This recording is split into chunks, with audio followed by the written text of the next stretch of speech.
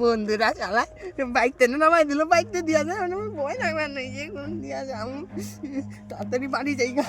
কোন দিয়া ভূতে মুতে আবার যদি ধরে, এমনি ভূতের ভয় লাগে আমার। আমার হাতে 2টা বাজে, ভয় নাকি ঘরে ভূতে ভূতে। খালি একদিন পায়ে আমার নামাই দিল না, বাইকটা দিয়ে বের গেলাম, কাকি তেল নাই, আমার ভূতের ভয় লাগে।